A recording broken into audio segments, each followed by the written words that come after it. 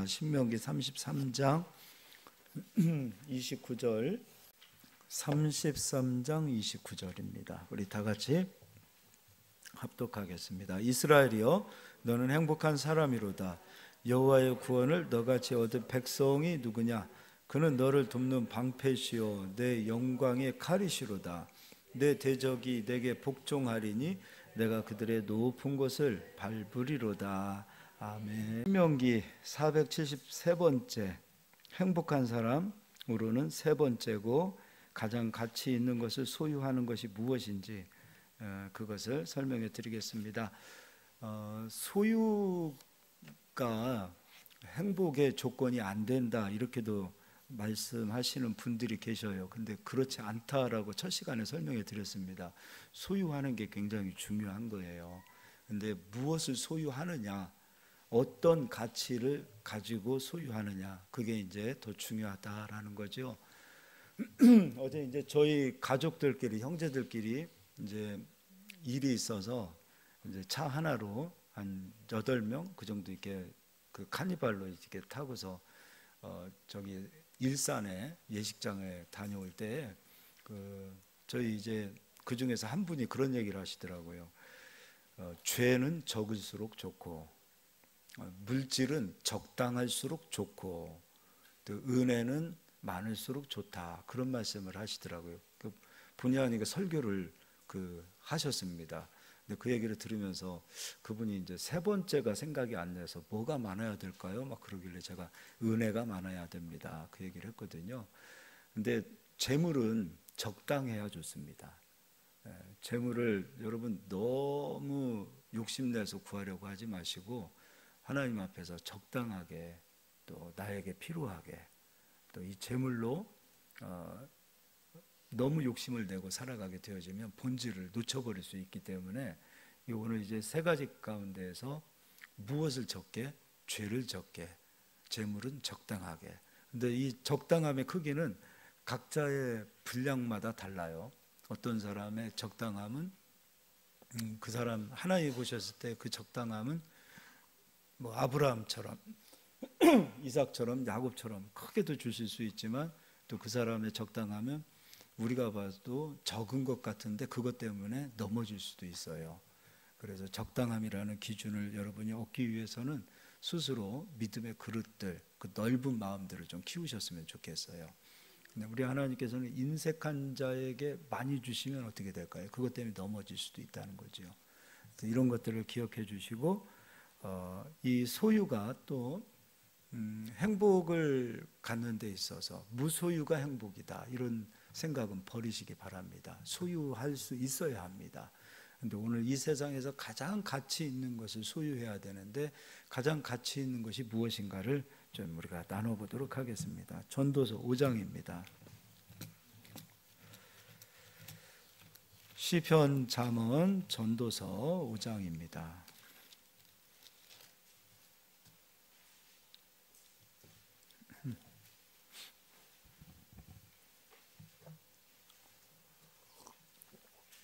(5장 10절) 은을 사랑하는 자는 은으로 만족하지 못하고, 그러니까 그 당시에 이 화폐 가치는 은으로도 이렇게 통용이 되었습니다.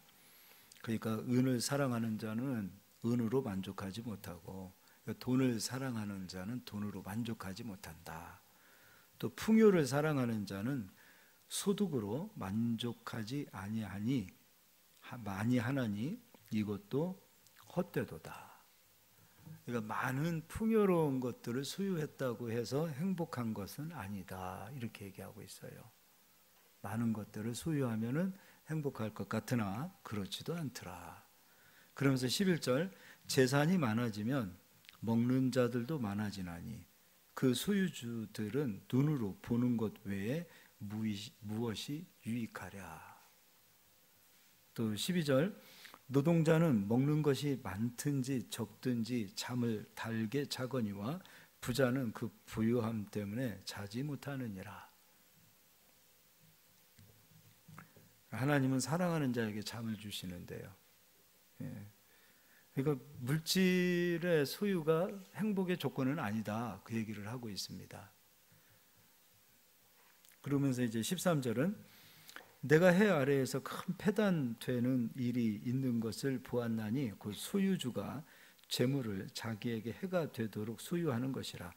자기에게 자기 그릇이 있는데 그 그릇 이상으로 재물을 소유하는 것, 그것 또한 해다라고 보고 있습니다. 그리고 14절 그 재물이 재난을 당할 때 없어지나니 비록 아들은 낳았으나 그 손에 아무것도 없느니라. 재물이 재난이 올 때 없어진다는 거죠. 제 친구 중에서 엄청난 그 집안이 그 땅을 소유한 대지주였습니다. 그런데 6.25 때에 그 많은 것들, 재산이 그 가족을 지켜주질 못했어요. 그러니까 6.25 전쟁이 남으로 인해서 가지고 있었던 재산들 잃어버리고 심지어 목숨도 위태롭게 되고, 그러니까 재산이 있다 보니까 그 재산으로 인하여 더 위기가 그 가정에 찾아오게 되어졌다라는 것을 보게 되어져요. 근데 그 많은 것들을 다 빼앗기게 되어지는 상황이 되어지고, 그 빼앗긴 그 상황을 통해서 자기들이 소유하고 있었던 그 땅이 있는 쪽은 쳐다도 보기 싫다라고 말하는 것을 보았습니다. 그래서 재산이 있을 때 어려운 사람들 더 많이 도와주고 베풀고 그렇게 살았더라면 그 가지지 못한 자들이 재난이 찾아왔을 때 부유한 자들을 어쨌든 간에 이 전쟁을 통해서 가난한 자들, 많은 사람들이, 없었던 자들이 가지고 있었던 자들을 보호해주고 지켜주는 사람들도 있었더라고요, 보니까. 근데 그 가족은 지켜주지 못했다. 그러면서 이 친구가 하는 얘기가, 그때 그 많은 재산이 있을 때 우리 할아버지가, 우리 할머니가, 또 우리 할아버지의 그 형제들이 어려운 사람들을 더 많이 베풀고 살았더라면 그 어려움 속에서 도움을 받았던 사람들이 위기를 만났을 때 그 가족을 지켜주지 않았겠느냐, 그 얘기를 하더라고요. 그러니까 그릇의 분량이라는 것은 우리가 지난 시간에도 말씀했지만 나오미와 엘리멜렉을 얘기해 드렸죠. 그러니까 이 분량이라는 것은 그것을 자기 소유로만 생각하고 살면은 안 됩니다. 하나님께서 우리에게 재물을 주실 때 우리의 그릇이 어떤 그릇인가? 베푸는 그릇인가? 나누는 그릇인가? 정말 하나님 나라를 위해서 섬기는 사람들인가? 그런 것들을 볼 수 있어야 됩니다. 그래서 그런 그릇들을 좀 키우시기를 바라고요. 그래서 재난이 올 때에 내가 가지고 있었던 그 소유가 나를 지켜주지 못한다. 그러나 재물이 있을 때에 그것을 선하게 베푼 사람들은 재난이 올 때에 그 수많은 사람들이 나를 지켜주기도 하더라. 이것을 기억해 주셨으면 좋겠어요. 이번에는 15절 내려와서 그가 모태에서 벌거벗고 나왔은즉 그가 나온 대로 돌아가고 수고하여 얻은 것을 아무것도 자기 손에 가지고 가지 못하리니 이것도 큰 불행이라. 어떻게 왔든지 그대로 가리니 바람을 잡는 수고가 그에게 무엇이 유익하랴. 일평생을 어두운 데에서 먹으며 많은 근심과 질병과 분노가 그에게 있느니라. 또 18절입니다. 그러면 이제 재물이 다 나쁜 거냐? 그렇지 않습니다. 아까 그릇이 준비되지 않았는데 재물이 그에게 쌓이면 그것이 그에게 해가 될 수도 있다, 이 얘기를 하는 것이지 재물이 꼭 나쁜 것은 아니다, 그 얘기하는 거예요. 이제 그 뒤로 18절에 사람이 하나님께서 그에게 주신 바 그 일평생에 먹고 마시며 해 아래에서 하는 모든 수고 중에서 낙을 보는 것이 선하고 아름다움을 내가 보았나니 그것이 그의 목이로다. 또한 어떤 사람에게든지 하나님이 재물과 부요를 그에게 주사 능히 누리게 하시며 재물과 부요를 주셨는데 그것을 누리는 자가 된다. 누리게 하시며 제 목을 받아 수고함으로 즐거워하게 하신 것은 하나님의 선물이라. 재물을 모아두기만 하면 안 돼요. 그것을 누릴 수도 있어야 돼요. 누릴 수도 있어야 됩니다. 그런데 이것이 곧 하나님의 선물이다. 그러니까 재물을 부정적으로 말하지 않아요. 그런데 그릇이 준비되지 않았는데 재물이 쌓인다. 그러면 그것이 오히려 그에게 해가 될 수도 있다라는 거죠.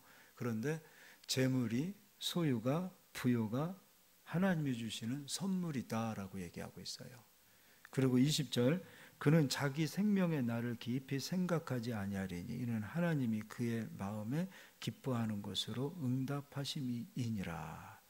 그러니까 재물이 있어도 근심하지 않는 그러한 마음을 가졌으면 좋겠어요. 그리고 그릇들을 키웠으면 좋겠습니다. 그러니까 성경에서도 재물이 나쁘다, 부유가 나쁘다 이렇게 절대 얘기하지 않아요. 소유하는 것이 행복의 조건이 아니다 이렇게 말하지 않아요. 소유 자체가 행복이에요. 아멘을 안 하십니다. 소유 자체가 행복이에요. 근데 무엇을 소유해야 되느냐 이거예요. 재물을 소유할 때도 지혜롭게 소유하시고 나에게 해가 되지 않도록 소유하시고. 그 공무원들 보십시오. 승진하지 못하면 얼마나 근심하는지 몰라요. 같은 동기라도 동기 누구 중에서는 승진하고 누구는 승진하지 못하고 그대로 머물러 있으면 그것도 그에게 엄청난 근심이요 고통입니다. 그러니까 무조건 승진하는 것도 소유하는 거 아니에요? 근데 그런 것들을 무조건 나쁘다 이렇게 얘기해서는 안 됩니다. 승진해서 그 가지고 있는 그 권세를 가지고 선한 일을 한다. 그럼 얼마나 아름답습니까? 그렇기 때문에 소유하는 것이 마치 부정적인 요소로 생각을 한다면 그것은 우리가 기도도 할 이유가 없어요. 비전을 갖고 소망을 갖고 꿈을 가질 이유도 없습니다. 소유함이 있어야 비전도 갖고 꿈도 갖고 소망도 갖는 것입니다. 그럼 이제 이 세상에서 우리가 가장 가치 있는 것을 찾아가야 될 거 아닙니까? 이것도 이제 좀 한번 보도록 하겠습니다. 누가복음 12장을 뒤로 신약 성경 가서 보겠습니다.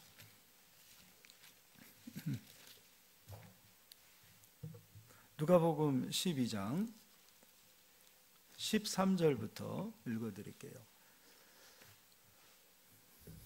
그러니까 어떤 요즘 이렇게 유튜브에서 보니까 참 유명한 목사님이 나오셔서 설교를 이렇게 하시는데 그분의 설교 메시지를 들어보면 소유 자체가 죄악인 것처럼 이렇게 약간 들어보면 그런 뉘앙스가 있어요. 근데 그런 분들 제가 알기로는 누구보다도 우리 개척교회 목사, 작은 교회 목사님들이 그분들 메시지 들으면 은혜가 안 돼요. 본인들은 다 누리고 다 본인들 그 소유가 무슨 행복입니까? 라고 이렇게 얘기하려면 적어도 성도 1명, 2분밖에 없고 가족만 놓고 예배드리는 그런 교회 목사님 하면은 그런가 보다. 그리고 정말로 1명, 2명 놓고서도 행복한 막 그런 마음으로 막 정말 행복합니다. 그렇게 해야 돼요. 근데 본인들은 누릴 거 다 누리고 정말 이름도 그렇고 그분들 이름만 들어도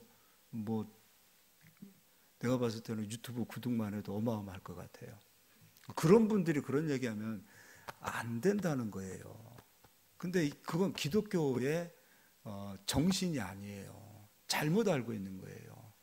너무 이 물질 또는 우리가 소유한 것을 가지고 타락하고 잘못 사용하기 때문에 그것을 경고하는 것은 맞지만 소유하는 것이 마치 죄악시 되어진다라고 말한다면 그거는 잘못 가르치는 거예요. 우리는 소유해야 돼요. 근데 가장 가치 있는 것을 소유해야 되고 소유한 것을 가장 아름답게 누리고 아름답게 사용해야 하는 그런 사명을 가진 자들이지 빈손으로 왔으니까 빈손으로 간다. 그 생각을 가지고 살아서는 안 된다는 겁니다. 여러분은 소유하시기를 예수의 이름으로 축복합니다. 정말 소유하십시오. 네. 제가 제일 기독교의 기독교의 정신, 기독교의 교리 이게 기독교입니다라고 기독교를 세웠던 분이 바로 어거스틴이에요. 근데 어거스틴이 행복론이라는 그 책을 썼습니다. 근데 그 행복론을 저는 이제 그거를 제가 박사 논문을 쓸까 해서 그 행복론, 그러니까 행복에 대한 책들, 철학자들 뭐 아리스토텔레스, 뭐 그리스의 플라톤 다 행복에 대해서 얘기하거든요. 그래서 수많은 행복을 얘기할 때에 제가 어거스틴의 그 행복론을 보면서 그래, 이 사람이 했던 말이 맞다, 이런 행복을 추구해야 된다라고 말하는 거예요. 오늘은 제가 하는 이 성경 말씀이지만 어거스틴이 왜 행복이 무엇인지를 말했던 그것을 좀 얘기해 드리려고 그래요. 어거스틴은 바로 그 얘기를 하는 거예요. 소유해야 합니다. 소유해야 행복합니다. 근데 가장 가치 있는 것을 소유해야 합니다라는 것을 강조해요. 그래서 제가 오늘 그 어거스틴이 가장 가치 있게 얘기했던 것이 무엇인지를 설명해 드리겠습니다. 누가복음 12장 13절, 무리 중에 한 사람이 이르되 선생님, 내 형을 명하여 유산을 나와 나누게 하소서 하니, 이르시되 이 사람아, 누가 나를 너희의 재판장이나 물건 나누는 자로 세웠느냐 하시고, 그들에게 이르시되 삶과 모든 탐심을 물리치라. 사람의 생명이 그 소유가 넉넉한 데에 있지 아니하니라 하시고. 그러니까 인간의 생명은 소유가 많은 것에서 주어지는 것이 아니다. 그리고 인간의 생명은 우리가 소유를 많이 했다고 해서 그 생명을 지킬 수 있는 것도 아니다라는 것을 말하고 있어요. 그리고 16절, 또 비유로 그들에게 말하여 이르시되 한 부자가 그 밭의 수출이 풍성함에 심중에 생각하여 이르되 내가 곡식 쌓아둘 곳이 없으니 어찌할까 하고, 또 이르되 내가 이렇게 하리라. 내 곡간을 헐고 더 크게 짓고 내 모든 곡식과 물건을 거기 쌓아두리라. 또 내가 내 영혼에게 이르되 영혼아, 여러 해 쓸 물건을 많이 쌓아두었으니 평안히 쉬고 먹고 마시고 즐거워하자 하리라 하되, 하나님은 이르시되 어리석은 자여, 오늘 밤에 내 영혼을 도로 찾으리니 그러면 내 준비한 것이 누구의 것이 되겠느냐 하셨으니. 그러니까 물질이 더 중요한 거예요? 우리의 영혼이 더 중요한 거예요? 영혼이 중요한 거죠. 물질은 이 세상에서 잠깐 쓰고 가는 거예요. 필요한 것들이에요. 그러나 그 물질이 우리의 영혼을 구원해 주지 못해요. 그러면 이 세상에서 가장 가치 있는 것은 물질입니까? 영혼입니까? 영혼이에요. 우리의 생명이에요. 근데 우리는 물질의 가치를 영혼이라는 그 생명이라는 것보다도 더 크게 두기 때문에 문제라는 거예요. 물질을 소유하는 게 잘못됐다는 게 아니에요. 그런데 영혼, 생명이라는 그 가치는 하찮게 여기고 물질이라는 그 소유를 크게 여길 때에 그것이 곧 문제가 된다는 거예요.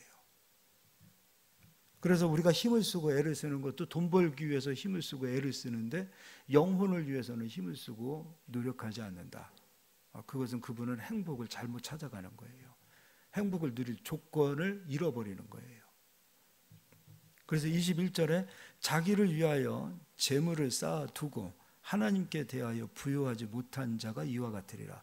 불행한 자가 되는 거죠. 물질은 많이 소유했으나 영혼을 잃어버린 자는 불행한 자요. 그러니까 물질이 행복의 조건은 아닙니다. 행복을 이 땅에서 물질이 조금 줄 수는 있습니다. 그러나 이 세상에서 가장 가치 있는 행복은 주지 못해요. 가장 가치 있는 행복, 그 가장 가치 있는 행복은 바로 영혼이라는 거예요. 우리의 생명이라는 거예요. 이번에는 그러면 이 생명은 어디서부터 오는가? 어떻게 주어지는가? 요한복음 6장을 보겠습니다.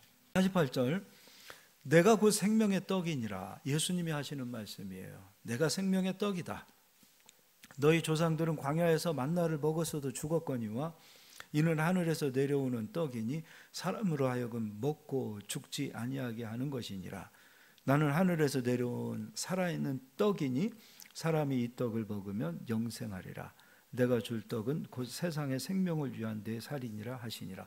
그러니까 예수님 자신이 생명을 주시는 분으로 이 땅에 오셨어요. 그러니까 이 세상에서 가장 가치 있는 것은 금은보화가 아니라 예수님이다. 믿으십니까? 가장 가치 있는 예수님을 여러분 소유하셨느냐 이거예요. 그럼 이 가장 가치 있는 예수님을 위하여 일하는 자가 되자. 썩을 양식을 위하여 일하는 자가 되지 말고 생명을 위하여 일하는 자가 되라. 그러면 이 세상에 있는 금과 은을 소유하는 목적은 무엇이냐? 바로 예수님을 위해서. 생명을 위해서. 그런데 영혼과 상관없는 상태에서 썩을 양식을 위하여 일하는 자가 되어진다면 그것은 행복을 잃어버리는 겁니다. 저도 요즘 이제 목사님들 강의도 하기 위해서 이렇게 한 번씩 올라갔다 내려오면 이게 가는데도 시간 걸리고 오는데도 시간 걸리는데 강의 한 번씩 하고 저녁에 내려오면 막 파김치가 돼요. 그런데 그렇게 힘이 들어도 참 그래요. 다음 날 새벽에 나와서 기도하고 그러면 막 다시 힘이 부어지거든요. 그런데 그렇게 힘이 들어도 힘들다 지치다 이런 마음이 드는 게 아니라 그런 말씀 전하고 또 말씀 막 사모하시는 분들이 있고 막 그런 분들을 보면 행복한 거예요. 그래서 행복이라는 것은 바로 그런 데서 주어지는구나. 정말 예수님을 사모하시는 막 그런 분들, 막 참새가 막 말씀을 막 사모해서 말씀을 막 그렇게 막 짹짹짹하고 엄마가 주는 그 먹이를 먹으려고 하는 그런 모습들, 목회자들도 그러거든요. 그런 상황이 되어질 때에 우리가 얼마나 행복한지 모르죠. 돈을 쓰고 힘을 쓰고 또 우리의 마음을 쓰고 할 때에 이것이 하나님 영광을 위해서 하는 일들이 되어질 때에 우리가 비로소 행복을 누릴 수 있다는 겁니다. 이제 마태복음 13장도 앞으로 가서 보겠습니다.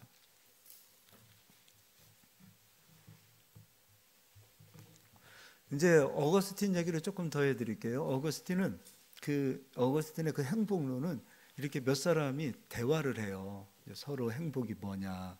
그러니까 대화하는 대화체를 글로 적은 거예요. 행복이 뭐냐. 그러니까 서로 이게 행복이 무엇인지를 각자 얘기를 해요.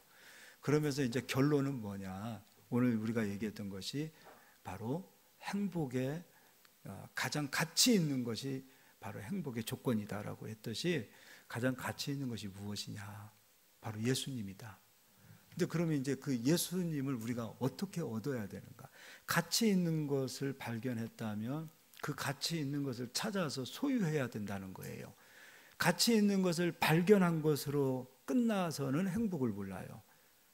찾았으면 내 걸로 소유해야 되잖아요. 그러니까 소유해야 됩니다. 예수님을 우리가 찾았다, 발견했다. 예수님은 저런 분이다. 알고 있는 것으로는 안 됩니다. 그분을 소유해야 돼요. 내가 그분 안에, 그리고 그분이 내 안에 거하시는. 우리가 사실 예수님을 믿는다는 것은 예수님을 소유하는 거예요. 발견하고 알고 깨닫는 것으로만 끝나서는 안 돼요. 오늘 설교 말씀을 듣고 가서 예수님이 그런 분이셨나 보다 그러면 안 돼요. 그 예수님을 소유하는 자가 되셔야 돼요. 그럼 누가 소유할 수 있는가? 그러니까 여러분이 발견한 것으로 행복이 오는 것이 아니다. 찾아야 된다. 그리고 내 것으로 얻어야 된다. 구하라, 찾으라, 두드리라. 그래야만이 얻을 수 있는 거예요. 그럼 이제 44절 읽어드리겠습니다. 천국은 마치 밭에 감추인 보화와 같으니 사람이 이를 발견한 후 숨겨두고 기뻐하며 돌아가서 자기의 소유를 다 팔아 그 밭을 사느니라. 이 각오가 있어야 예수님을 얻어요. 이 세상의 가치보다, 이 세상의 모든 소유보다 예수가 더 귀하다. 이 세상에 있는 거 다 팔아서라도 예수를 살고자 하는 그런 각오가 없으면 예수님을 얻을 수 없어요. 예수님을 너무 쉽게 얻으려고 그래요. 예수님을 아는 것으로 내가 그분을 소유했다고 생각하시면 안 됩니다.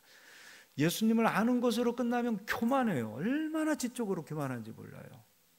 근데 그분을 소유해야 내가 그분을 닮아가고 그분이 내 안에서 역사하시고 내 안에서 그분이 사시고 그분이 영광을 받으시는 거예요. 그분을 얻기 위해서는 내가 죽어야 돼요.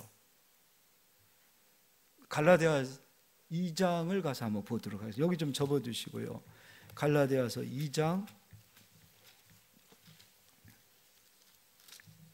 20절입니다. 내가 그리스도와 함께 십자가에 못 박혔나니 그런즉 이제는 내가 사는 것이 아니요 오직 내 안에 그리스도께서 사시는 것이라. 그리스도를 소유하기 위해서는 내가 그리스도와 함께 십자가에 못 박혀야 되는 거예요. 막 그분 안으로 들어가고 그분을 소유하기 위해서. 이제는 내가 육체 가운데 사는 것은 나를 사랑하사 나를 위하여 자기 자신을 버리신 하나님의 아들을 믿는 믿음 안에서 사는 것이라. 이것이 곧 행복인데, 그리스도가 내 안에서 사시는 것, 그것이 행복이라는 것이지요. 자기의 모든 것을 버리고 그리스도를 얻는 자만이 그리스도를 소유할 수가 있어요. 그러니까 설교 말씀 듣고 오늘 그렇구나, 하나님이 그런 분이구나, 성경이 이렇구나 라는 것으로 아는 것으로 끝나지 마라 이거예요. 그분을 소유하고 그분을 여러분이 정말 내가 그리스도와 함께 하나가 되는 그 자리까지 가셔야 그리스도의 행복을 누릴 수가 있어요. 이제 13장 또 마태복음 13장도 가서 한번 또 볼게요. 45절입니다. 13장 45절. 또 천국은 마치 좋은 진주를 구하는 장사와 같으니 극히 값진 진주 하나를 발견하며 가서 자기 소유를 다 팔아 그 진주를 사느니라. 이거를 문자 그대로 해석해서 가르치는 곳은 사입이라고 하더라고요. 사입이들은 진짜 자기 소유 다 팔아서 섬기더라고요. 사이비들은 그렇게 말하고, 사이비에 빠진 사람들은 자기 소유를 다 팔고 가족도 외면하고 뭐 부부지간에 이혼하라 그래도 이혼도 하더라고요. 그렇게 해서 값지고 귀한 진주를 얻으려고 하는데, 우리 예수님 믿는 사람들은 자기 소유를 다 팔라, 그 문자적으로 하는 그걸 다 받아들이진 않았으면 좋겠어요. 근데 그런 얘기 들으면 조금 부끄럽지 않으세요? 우리는 예수님을 얼마만큼 사모하고 사랑하고 그분을 소유해야 할까? 너무 쉽게 예수님을 소유하려고 그래요. 그리고 너무 쉽게도 소유가 되지 않는 분이세요. 정말 이 세상의 그 어떤 가치보다도 예수님이 가장 귀한 분입니다라는 이 철저한 자기 부인이 있고 예수님을 시인해야 될 때 예수 그리스도와 하나가 될 수 있어요. 그리고 그분을 소유할 수가 있어요. 근데 그분을 소유하기가 너무 쉽게 생각하고 있기 때문에 우리가 그분으로 기뻐하지 않는 거예요. 왜 그리스도인들이 행복을 잃어버립니까? 예수님이 우리와 함께 하시면 우리 속에 있어요? 내 안에 계시나요? 그러면 불행할 수 있나요? 그럼 얼굴이 찡그러질 수 있나요? 짜증이 생길 수가 있을까요? 그분이 점점점 내 안에 안 계신 거예요. 그분이 우리 안에 계시면 우리가 있는 그곳이 곧 천국이 되어지는데요. 얼마나 행복이 넘치는데요. 점점점 그분은 사라지고 내가 주인이 되고 이 세상으로 가득 채워져 있는 그러한 상태가 되다 보니 우리가 그분으로 행복을 누리지 못하는 거예요. 우리는 예수님을 잃어버리지 않았으면 좋겠어요. 여러분, 예수님을 믿어도 행복이 없다 그러면 예수님이 가르쳐 주셨어요. 저는 이제 금식을 강요하는 성도가 아니에요. 금식하려고 해도 하지 말라고 해요. 그런데 혼인집 신랑을 잃어버렸을 때는 금식하고 울며 통곡하랍니다. 찾으라고. 그 정도 각오를 가지고 예수님을 찾아오라 이거예요. 왜 자꾸 세상적인 것으로 행복을 추구하고 찾습니까? 세상적인 것으로만 행복의 가치가 있다라고 생각하고 거기에 소망을 두고 사는지 모르겠어요. 예수님이 없기 때문에 잃어버리고 있는 그 행복. 예수 그리스도로 우리가 행복하게 되어질 때 그리스도 안에 감추어져 있는 지혜와 지식의 모든 보화가 우리를 통하여 열리게 되어져 있는데, 그리스도를 잃어버리고 보화를 찾아 헤매는 자들이 되어지다 보니까 점점점 우리가 불행해지더라는 것이죠. 그리스도 예수 안에 거하시고 그분을 잘 섬겨보십시오. 저는 그분을 잘 섬기고 그분과 함께 동행하고 그분과 하나가 되어지고 그분을 위해서 정말 마음을 드리고 있는 분들이 여러분 이 땅에서 가난하게 되는 것을 보지 못했습니다. 그리스도가 주시는 그 평강은 마음의 평강만 주시는 게 아니에요. 우리가 그리스도를 정말 소유하게 되어질 때 그리스도의 부요가 오게 되어져 있고 그리스도의 건강이 오게 되어져 있어요. 그리스도는 시험을 우리를 대신하여 받으셨어요. 그러니까 시험을 넘어가게 하시는 그리스도 아니세요? 그러니까 시험이 올 때 고난을 받는데 그리스도가 우리 안에 와 있기 때문에, 시험을 받으시고 이기신 그리스도가 우리 안에 있기 때문에 시험이 찾아올 때 시험이 넘어가더라는 것이죠. 그게 그리스도가 주시는 그 은혜가 있습니다. 시험을 예수가 받아주셔서 은혜를 우리에게 주셨고, 질병도 우리 속에서만 자꾸 질병이 나타난다 그렇게 생각하지 마시고요. 질병도 외부에서 들어오는 것이 대부분이라는 것이에요. 질병도 영적인 것들 많아요. 이런 질병들도 내 속에서 내가 면역력이 떨어지고 운동을 위하여 목숨 걸고 하고 막 좋은 거 먹고 해도 병 걸리는 사람들은 다 걸려요. 그러니까 질병이 내 속에서만 있다 생각하지 마시고 바깥에서 오는 질병들이, 이거 부어지는 질병들을 어떻게 할 거예요? 성경에서 보니까 질병을 갖다 부으시던데요. 그러면 예수가 채찍에 맞음으로 나음을 입었도다라고 말씀하셨어요. 그리고 우리에게 예수의 건강을 주시겠다고 말씀하셨어요. 그럼 예수께서, 채찍에 맞으신 예수께서 질병의 값을 치르신 예수께서 내 안에 계시는데, 마지막 때 그 질병이 이 세상에 막 쏟아질 때 그 질병의 값을 치르신 예수님을 보면 넘어가야 된다는 거예요. 그래서 예수님을 소유하라 이거예요. 부유하신 자로서 가난하게 되시면 우리를 부욕해 하려 하심이라 그랬어요. 가난은 저주입니다. 불교에서도 108가지의 저주가 있어요. 가장 큰 저주가 극심한 가난이에요. 가난 때문에 오는 그 피폐함이, 이건 뭐 우리가 다 공감하는 거 아닙니까? 여러분, 가난을 사모하시는 분 계십니까 혹시? 전 목사지만 가난 싫어요. 그리고 목사지만 우리 성도님들 가난한 거 보기가 싫어요. 그 내 자식들이 이 땅에서 가난하게 산다. 그럼 저는 싫은 것 같아요. 목사가 할 일이 뭐예요? 예수의 부요를 성도님들에게 전해주는 거잖아요. 그럼 가난도 마찬가지죠. 가난도요, 이것도 시험하고 똑같은 거예요. 가난이 찾아와서 그 집에 머무를 때 가난이 눈이 달리고 질병이 눈이 달리고 시험이 눈이 달려 있어요. 눈이 달려서 찾아가는 거예요. 찾아갔을 때 가난을 이기시고 부요를 우리에게 주신 예수님이 우리 안에 계시는데 가난이 그곳에 임재할 수 있는가요? 떠나가야지요. 이런 예수님의 은혜가 얼마나 우리에게 행복을 가져오는지 몰라요. 그래서 예수님 믿고 난 이후에 사업이 잘 되는 우리의 가정, 우리의 자녀들이 잘 되고, 예수님을 믿고 난 이후에 통장이 늘 돈 꾸러 다니던 사람들이 통장에 재물이 쌓이는 그 기쁨, 이것도 기쁨 아니에요? 요즘은 뭐라 그러더라? 그걸 뭐라 그러더라? 의료보험 카드가 없어지긴 했더라고요. 근데 예수님 믿기 이전에 늘 병원에 가면서 의료보험 카드가 한 장 가지고도 안 되고 또 재발급해서 적을 만큼 빽빽하게 되어져 있었던 약값으로, 병원값으로 몇십만 원을 내야 되는 사람들이 예수를 믿음으로 의료보험 카드가 깨끗해지는 정도의 그러한 건강이 이루어진다면 이것도 행복 아닙니까? 이런 행복을, 우선순위가 우리가 바뀌었기 때문에 그 행복을 많이 놓치더라는 것이죠.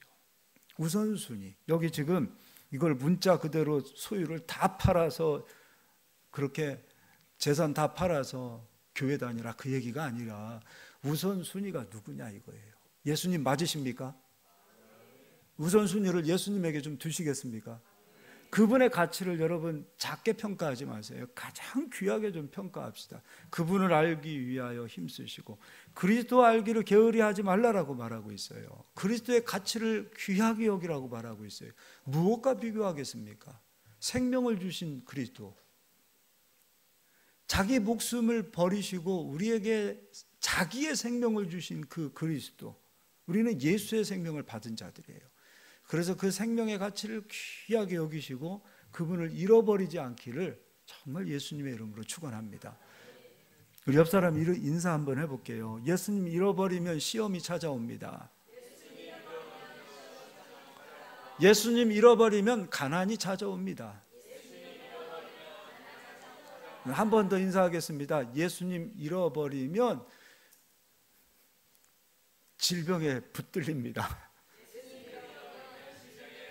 예, 제가 뭔 말 하려다가 거기까지 하면 안 되겠다 싶어서 절제했습니다. 요한복음 6장입니다.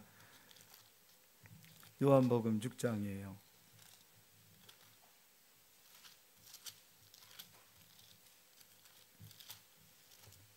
요한복음 6장 63절입니다. 그러면 예수님이시잖아요. 우리가 다 예수님 사랑해요. 노래할 때도 예수님하고 사랑해요. 그런데 예수님을 소유한다는 것은 무엇일까? 예수님은 우리를 어떻게 자기 자신을 소유물로 우리에게 주시는가?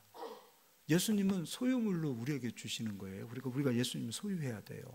근데 어떻게 우리가 예수님을 소유하는가? 예수님이 임마누엘로 내게 오세요 고백한다고 소유가 되는 겁니까? 그러니까 무엇을 가장 귀하게 가치 있게 우리가 그것을 얻기 위하여 힘쓰고 애써야 하는가? 요한복음 6장 63절입니다. 살리는 것은 영이니 육은 무익하니라. 내가 너희에게 이른 말은 영이요 생명이라. 그럼 예수님은 우리에게 어떻게 소유물로 우리에게 주어주십니까? 말씀으로 오세요. 말씀으로. 그리스도의 말씀이 내 안에. 이건 아까 제가 초반에 어거스틴이 했던 얘기를 좀 한다 그랬어요. 어거스틴이 하는 얘기예요. 인간이 비로소 참된 행복을 얻게 되어지는 것은 그리스도의 말씀을 소유할 때다. 예수님을 소유했다. 근데 예수님을 소유한 것이 말씀이 없이 예수님을 소유했습니다라고 말하면 그 예수님은 우리에게 추상적인 소유물이 될 수 있어요.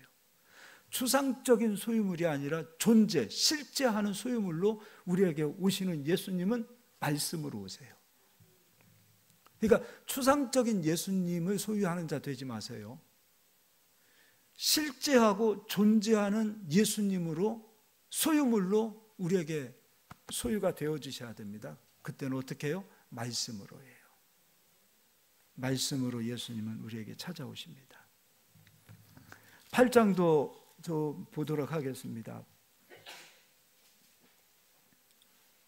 인간은 구속되어질 때 불행합니다. 죄로 구속되어지고 또는 사람에게도 구속받는 사람들이 있어요.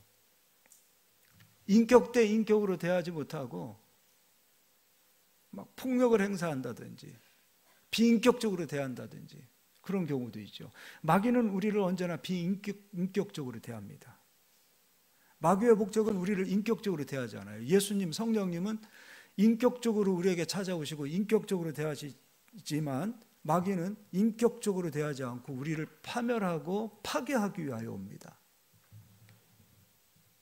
그러니까 마귀는 우리가 가지고 있는 자유를 깨트립니다. 그러니까 죄로 묶여있는 사람들이 있어요. 그러면 자유가 없지요. 근데 말씀은 우리에게 무엇을 주시냐면 자유를 주세요. 가난에 묶여있는 사람 가난 풀어주시고 저주에 묶여있는 사람 저주를 풀어주세요. 말씀이 오면 나에게 실제적이요 존재적인 예수님으로 말씀이 내 안에 왔다라고 했을 때 표적이 무엇이냐면 묶여있는 것이 풀려나가야 되는 겁니다. 묶여있는 것이 풀려났을 때 비로소 예수님이 실제로 예수님이 존재로 지금 말씀으로 내 안에 거하시는구나. 나와 함께 하시는구나. 돈이 바뀌어있다. 돈줄이 바뀌어있다. 돈줄이 풀리는 시점이 언제냐면 예수님이 실제로 존재로 소유물이 되어져서 내 안에 거하실 때예요. 근데 예수님은 인격적이신 분이라 아무에게나 오시는 게 아니라는 거예요. 그분을 사모하고 그분을 환영하고 그분을 위해서 이 세상 가치까지 다 내려놓을 그러한 온유한 심령들이 되어졌을 때, 가난한 심령이 되어졌을 때, 애통하는 심령이 되어졌을 때 그분은 우리 안에 임재하셔서 묶여있는 것들을 풀어놓습니다. 질병도 풀어놓습니다. 저주도 풀어놓습니다. 시험 받는 곳에서 다 풀려지는 역사가 나타납니다. 그래서 요한복음 8장 32절은 이거 31절부터 좀 읽어드릴게요. 그러므로 예수께서 자기를 믿은 유대인들에게 이르시되 너희가 내 말에 거하면, 그렇죠, 내 말에 거하면 참으로 내 제자가 되고 진리를 알지니 진리가 너희를 자유롭게 하리라. 말씀은 우리를 자유롭게 합니다. 자유롭게 한다는 것은 묶여져 있는 것으로부터 다 해방시켜 주십니다. 풀어주기 위하여, 해방시키기 위하여 우리에게 오셨어요. 우리 살리기 위해서 오셨어요. 영혼이라는 생명을 구원해 주시는 것으로 끝나지 않습니다. 우리를 천국 데려가는 것으로만 끝나지 않습니다. 이 땅에서 예수를 믿는 기쁨, 예수를 믿는 행복을 누리게 하십니다. 그러기 위해서는 말씀이 우리 안에 생명이 되어지기를 소망합니다. 말씀을 여러분이 소유하십시오. 말씀이 소유되어질 때에 하나님이 일하십니다. 잠잠히 기다려 보십시오. 하나님은 일하십니다. 그분의 일하심은 놀랍습니다. 그래서 가난한 자를 부욕해 하시고 연약한 자를 힘 있는 자가 되게 하시고 권세가 없어 늘 찌그러져 살던 인생을 권세 있는 자로 만드셔서 세우십니다. 집안도 마찬가지입니다. 가정도 마찬가지입니다. 무명의 가정이 유명한 가정이 되도록 하나님 역사하시는 시점이 언제냐면 그리스도를 사랑하고 그리스도를 모시고 그분을 가장 귀한 분으로 모실 수 있기를 소망합니다. 다음 주는요, 이 소유에 대해서도 두 부류가 있어요. 한 부류는 그리스도를 경배하기 위하여 소유했고 한 부류는 그리스도를 보관하기 위하여 소유했습니다. 결과가 어떻게 되는지를 설명해 드릴 거예요. 이 땅에 많은 그리스도인들이 그리스도를 보관하기 위하여 소유하는 분들이 의외로 많습니다. 성경을 보관하는 정도로 생각합니다. 예수의 이름을 가정에 보관하는 정도로 생각합니다. 그분을 경배하기 위하여 소유하지 않는 자들이 의외로 많이 있습니다. 이게 마지막 때 나타나는 현상들입니다. 그 확고한 차이를 성경에서 다음 주에는 설명해 드릴 거예요. 우리 사랑하는 성도님들, 그리스도를 경배하기 위하여 소유하십시오. 그분은 우리의 예배의 대상입니다. 우리가 소유하니까 소유물 정도로, 물건 정도로 생각하지 마십시오. 그분 자신 입장에서는 소유물이 되어져 우리에게 우리의 소유가 되어져서 오시지만 우리는 그분을 소유물로 여겨서는 안 돼요. 경배하고 높이고 찬양하고 예배하기 위하여 그분을 모시라 이겁니다. 할렐루야. 예. 여기까지만 하겠습니다. 더 하면 시간이 많이 갈 것 같습니다. 여기까지. 우리 옆 사람 한번 인사하겠습니다. 그리스도를 경배하기 위하여 소유합시다. 기도하겠습니다. 하나님 아버지,